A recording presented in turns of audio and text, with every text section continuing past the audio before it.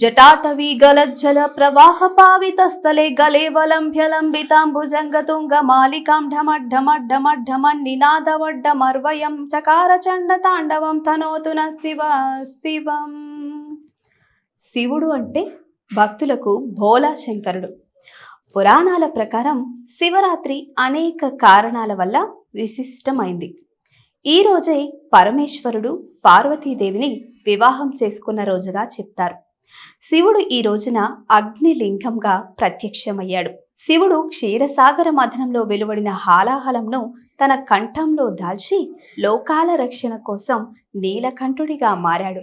అందుకే ఈరోజు భక్తులందరూ ఉపవాస దీక్ష చేసి శివుని కోసం, ఆయన కరుణాకటాక్షం కోసం జాగారం కూడా చేస్తారు. ఆలయాల్లో ఆ రాత్రి శివపార్వతుల కళ్యాణం తర్వాత లింగోద్భవ కార్యక్రమాలు అంగరంగ వైభవంగా అశేష భక్తజన వాహిని మధ్య జరుగుతుంది. ఈరోజు చూడాల్సిన తెలుగు భక్తి సినిమాలు కూడా ఉన్నాయి. అర్జున్ చిరంజీవి మంచనాద, కృష్ణంరాజు భక్త కన్నప్ప, సీనియర్ ఎన్టీఆర్ భూ కైలాస్, ఇలా ఒక అరడజన్ల సినిమాలు ఉన్నాయి. అవేంటో తెలియాలంటే ఈ వీడియో చూసేయండి.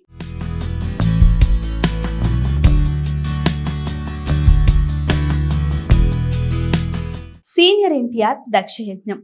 ప్రపంచ సృష్టికర్త బ్రహ్మదేవుని కుమారుడైన దక్ష ప్రజాపతి అహంకారంతో కూడిన రాజనీతిని అనుసరిస్తాడు. శివుని తత్వాన్ని అర్థం చేసుకోలేని దక్షుడు ఆయనను ఎప్పుడూ తక్కువగా చూడాలని ప్రయత్నిస్తాడు. అయితే దక్షుని కూతురు సతీదేవి పరమశివుడిని ప్రేమించి వివాహం చేసుకుంటుంది. ఈ విషయం దక్షునికి తీవ్ర అసహ్యాన్ని కలిగిస్తుంది.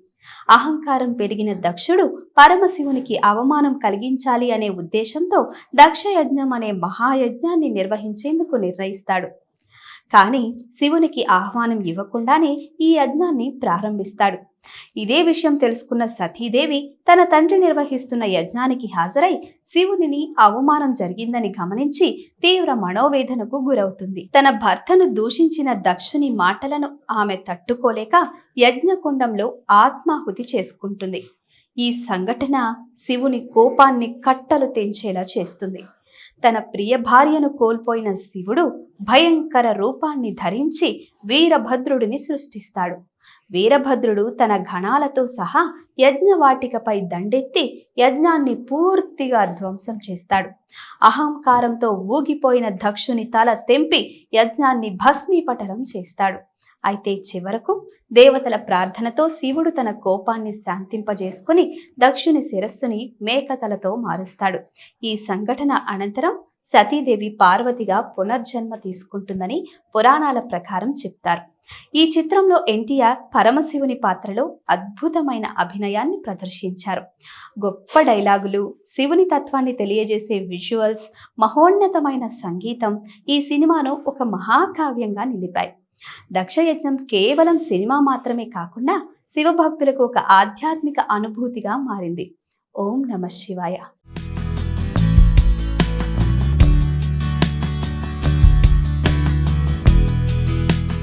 భూ కైలాస్ ఎన్టీఆర్ అద్భుత పౌరాణిక చిత్రం.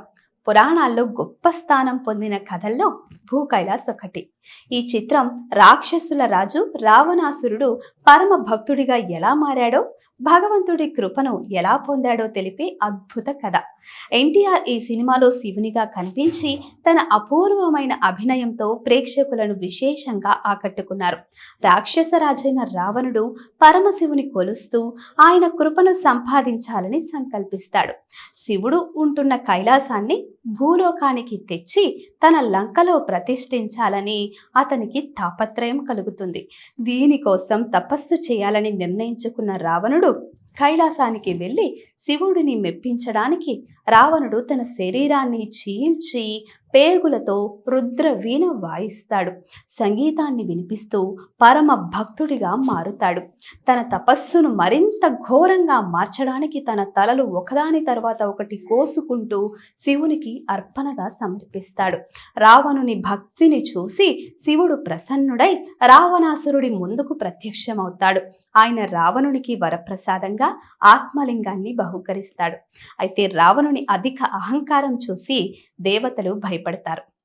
కైలాసాన్ని భూమికి తెచ్చేయాలనే రావణుని సంకల్పాన్ని భగ్నం చేసేందుకు విష్ణువు, నారదుడు, గణపతి అందరూ కలిసి ఒక పథకం రచిస్తారు. ఆత్మలింగాన్ని భూమిపై పెట్టకూడదని శివుడు హితవు పలికినా రావణుడు అది పట్టించుకోకుండా ప్రయాణం చేస్తాడు. ఈలోపు గణపతి చిన్న బాలుడిగా మారి రావణుని మోసగించి ఆత్మలింగాన్ని భూమిపై ఉంచివేయిస్తాడు. ఈ సంఘటనతో రావణుడు తీవ్ర కోపానికి గురవుతాడు. కానీ తనను మోసగించిన మాయలను అర్థం చేసుకొని చివరికి శివుని లీలను అంగీకరిస్తాడు. ఈ చిత్రంలో శివుడిగా ఎన్టీఆర్ గంభీరమైన నటన, రావణుడిగా ఎస్వి రంగారావు చేసిన అసాధారణ నటన, ఘంటసాల గానం చేసిన ఆధ్యాత్మిక గీతాలు సినిమాను చిరస్థాయిగా నిలిపాయి. భూకైలాస్ కేవలం ఒక సినిమా మాత్రమే కాదు, భక్తి, అహంకారానికి శిక్ష, భగవంతుని కరుణ ఇవన్నీ కలబోసిన ఒక మహోన్నత కథ. ఓం నమః శివాయ.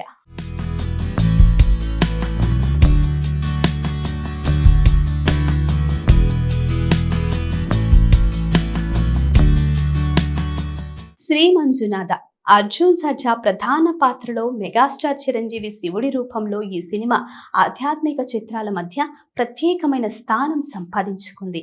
దేవుళ్ల ప్రాముఖ్యత, నాస్తికత, ఆస్తికత మధ్య వివాదం, విశ్వాసం యొక్క శక్తి లాంటి అంశాలను ఈ చిత్రం లోతుగా ఆవిష్కరించింది. మంజునాథుడు సమాజంలోని కఠిన పరిస్థితుల మధ్య పెరిగిన అతను భగవంతుడంటే అసలు నమ్మకం లేకపోయినా ఒక నాస్తికుడిగా మారుతాడు. దేవుళ్లను నమ్మని మంజునాథుడు ఎప్పుడు ఇదంతా మోసం, దేవుడు లేడు అనే భావజాలంతో జీవిస్తూ ఉంటాడు.